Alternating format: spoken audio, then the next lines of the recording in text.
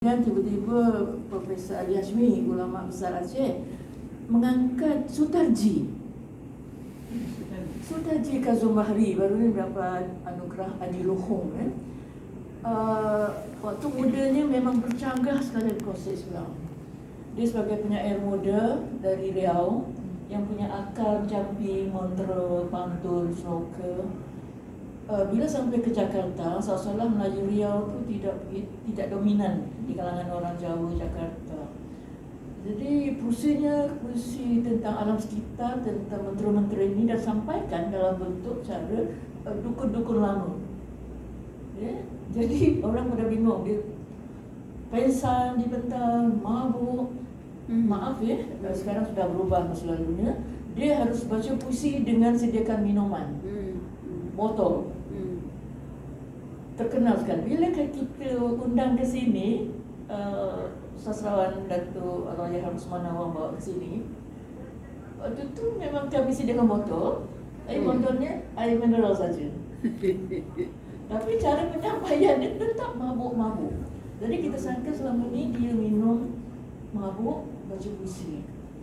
Kemudian bila dapat cerita dari Abang Usman, tak ada tea, kita kasih botol saja. Waktu itu saya bawa balik, tak sempat nonton itu. Tapi bila saya jumpa beliau pada tahun 89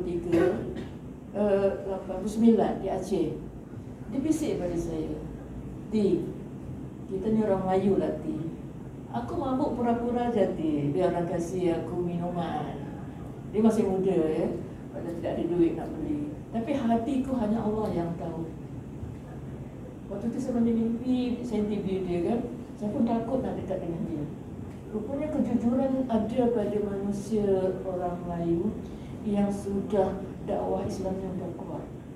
Dia takkan ganggu kita. Tapi orang omong-omongkan orang tu kata dekat dengan orang ni. Itu satu.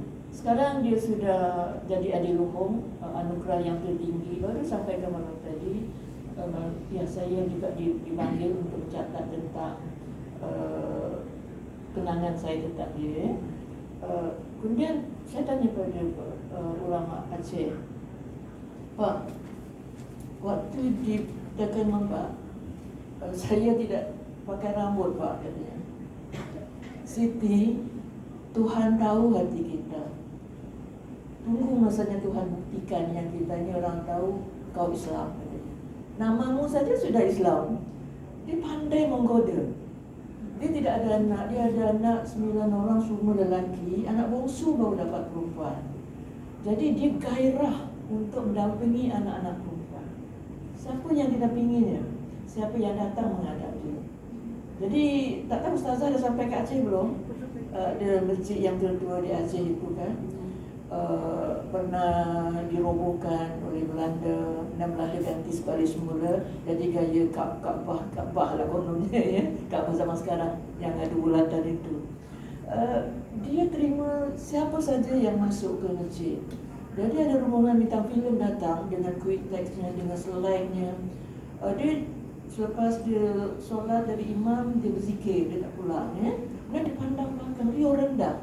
Penjaga masjid menghalau segerombolan anak-anak cewek-cewek bintang filem Jakarta. Tangan ada kutex. "Silakan anak-anakku masuk ke dalam." Dia siapa saja. Mau solat Pak, pergilah solat. Besok anak-anak tu datang jumpa lagi. "Anak-anak saya, kalau ambil wudu, harus bersih, air mesti tetes ke kuku kan." Malam tu kutex semua hilang.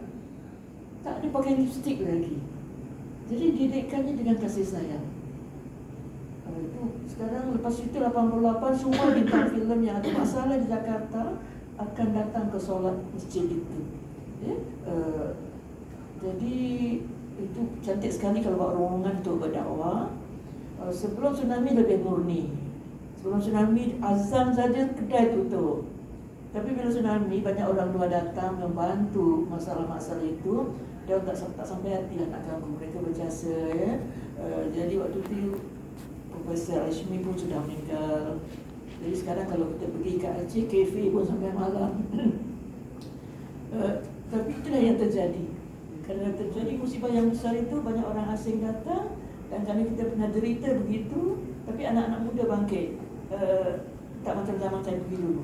Maghrib saja semua sudah pergi. Itu yang saya fikirkan. Ada sesuatu yang dalam jiwa kita itu, ya. Saya juga ada masalah nak jadi seniman atau nak jadi ustazah. Ayah saya guru pengajian. Saya tak tahu, tak pernah tanya dia kerusan apa. Tapi di hari tuanya, hari tu masih muda lagi waktu itu, dia ada sekolah di rumah. Kalau saya pergi ke rumah abah, bantalnya bertingkat-tingkat sampai 30. Saya tahulah banyak pendatang di situ. Apa di bantal siapa abah? Saya tinggal duduk rumah lain kan. Hari Sabtu baru balik jumpa dia. Ini murid apa? Jadi saya tak boleh tidur dengan abah. Tak boleh lah, semua lelaki kat rumah. Saya cuma datang hari Jumaat atau Sabtu membahas piring-piring. Rupanya Jumaat semua pelajar-pelajar dia tak balik lagi lah kan. Jadi saya tengok pinggan pun nampak dekat situ. Jadi sebelum Jumaat selesai, saya harus balik basuh pinggan-pinggan di situ. Malahnya macam mana kita nak buat? Okey. Jadi ada rumus yang mengatakan kemala begini-begini. Maaflah ya, ini tafsiran ya. Tapi saya kenal kemala. Didikan agamanya sudah murni. Kami ada Ustaz Nasir. Kami di Gombak tu ada Sentol, ada kampung kami, ada Batu Empat, ada 3 surau. Tapi Batu Empat dah naik tarafkan jadi masjid. Jadi surau masih lagi di kampung saya dengan Sentol. Di situlah ustaz-ustaz yang membimbing kami. Jadi didikan secara kampung.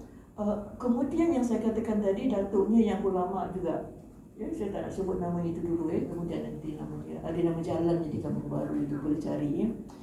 Dia kesal. Seorang pejuang zaman Belanda meninggalkan Sumatera untuk berlindung ke Malaya. Ya, jadi dengan berdakwah agamanya. Jadi di situ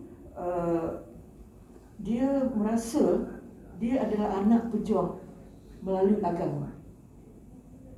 Jadi didikannya itu dengan asas agamanya itu, apapun yang kita andaikan kemala itu bagaimana, itu urusan dia dengan Tuhan. Tapi dengan kami yang okeylah, kita bersahabat jujur tidak tahulah yang lain-lain itu. Jadi yang kata Pak Hashmi, bila kau menulis, itu adalah kejujuran batinmu. Kau bercakap dengan Tuhanmu, itu kejujuran. Waktu kita melimpahkan kesayuan, kesedihan, berayup hanya pada Tuhanmu. Siapa Tuhanmu? Satu kan itu. Apa pembahasa yang kau gunakan katanya? Hanya Tuhan yang tahu. Orang menilai daripada pakaianmu. Ustazah, saya memang colourful. Pelukis ya? Colourful. Tapi Siti ada mencadangkan Ya. yang mana tu? Yang apa, sajak-sajak itu yang bagus itu dia. Ya, kita pilih sajak yang begitu. Kemudian kita minta juga para Islamis ulama mengkaji. Tadi kita tengok yang Ustazah baca tadi jelas ya. Jadi kita pilih, kita saring sajak-sajak itu. Itu yang dilakukan oleh Pak Hashmi. Dengan menyaring tingkah laku, mendidik dan mereka turut berdakwah. Ini kurang mungkin fadilah kurang kita tafsirkan di sini. Bila sebut saja sastra Islam, sudah yang tidak kuat pengetahuan tentang Islam dah rasa aku tak boleh masuk grup ini. Jadi didikan. Jadi ceramah-ceramah yang menyampaikan dalam baca puisi yang ada nilai Islam. Ada banyak sajak-sajak kemala itu seperti Hamzah Fatsuri. Kalau kita bandingkan dengan Hamzah Fatsuri, itu juga dikaji oleh Profesor Ali Hashmi. Tafsiran juga itu kena baca fadilah. Nipis saja buku yang kita terbitkan Dewan terbitkan pemurah, hanya berapa ringgit saja. Itu jadi teks wajib nanti ya. Bagaimana dia ada 2 kumpulan bertengkar sampai karya-karyanya dibakar. Jadi Ararini ini lebih kepada sufi yang dekat dengan Tuhan, mengaku dengan Tuhan. Sedangkan Ararini ini sedangkan Al-Suri ini agak abstrak. Ararini langsung. Sebab kadang bertahun-tahun mencari Tuhan, pergi ke Mekah, tak jumpa apa-apa, jumpa Tuhan di rumah. Itu bagi Ararini seperti mengelak kebesaran Tuhan. Kau jumpa Tuhan di Mekah yang suci. Jadi bagi Al-Suri, Tuhan tu dia ada hatiku, karena dia penyair. Ararini tidak, Ararini langsung terjemahkan ayat-ayat Quran untuk berdakwah. Sedangkan kan orang Melayu ini, Hamzah Fatsuri Melayu, Kemala Melayu. Ararin ni orang India. Dia dihalau dari Istana Pahang kerana berdakwah dan lari ke Aceh. Di Aceh waktu itu Iskandar Thani tidak kuat lagi. Iskandar Thani adalah anak kepada Sultan Ahmad yang dibunuh oleh Iskandar Zulkarnain. Isterinya dinikahi, tapi akhirnya dipuju Ararin ini sebab menyokong Hamzah Mansuri, menyokong Sultan itu. Tapi si pendakwah Melayu ini dengan cara mengaji, dengan cara yang Sufisme Melayu lah saya katakan tadi. Dan Kemala adalah Sufisme Melayu, bukan Sufisme yang dari Arab. Ya, dia masih bergaul, masih ketawa dengan kawan-kawan. Itu Tuhan dah tentukan. Jadi mungkin jadi boleh buat rumuskan. Jadi cadangan SN Datuk Dr. Siti tadi, iaitu saya ringkaskan begini.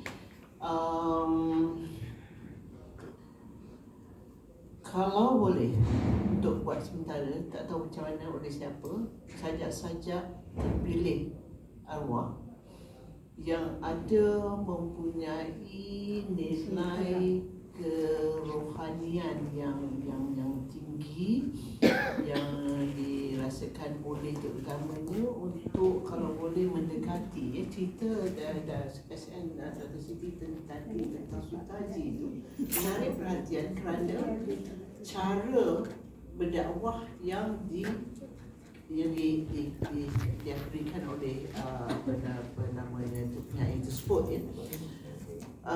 Jadi melalui sajak-sajak itu tadi, jadi mungkin dia boleh dijadikan sebagai satu kaedah untuk menarik orang muda dan sebagainya lah ya. Jadi cadangannya ialah supaya tidak dipilih sajak-sajak terbaik ya, serta sajak-sajak yang betul-betul halus ya dan mendalam maknanya, dan boleh meninggalkan kesan yang mendalam kepada orang yang menerima dan membacanya. Dan bagaimana kita boleh sama ada hasilnya itu nanti kita akan edarkan ke sekolah-sekolah agama rakyat untuk dibacakan, atau di sekolah-sekolah mana-mana lah, atau diminta pada JAKIM ke untuk membuat sesuatu terhadap. Tetapi usaha awal itu perlu dilakukan. Tak tahu oleh siapa, mungkin Nadia, silakan. Oleh SN dua-dua ni dapat menerajui projek ni dengan Dewan ya. Assalamualaikum Doktor. Dari sini saja sebab sedikit je. Untuk makluman ahli kita yang hadir pada hari ini, pada tahun 2020 kita ada majlis di sini juga bersama dengan Dr. Manasikana. Beliau telah membentangkan satu kertas kerja.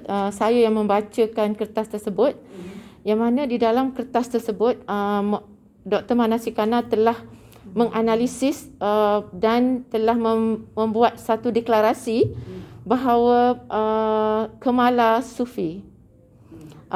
Mungkin kalau projek ini berjalan, saya kira orang yang paling layak sekali untuk mengetuainya adalah Dr. Manasikana.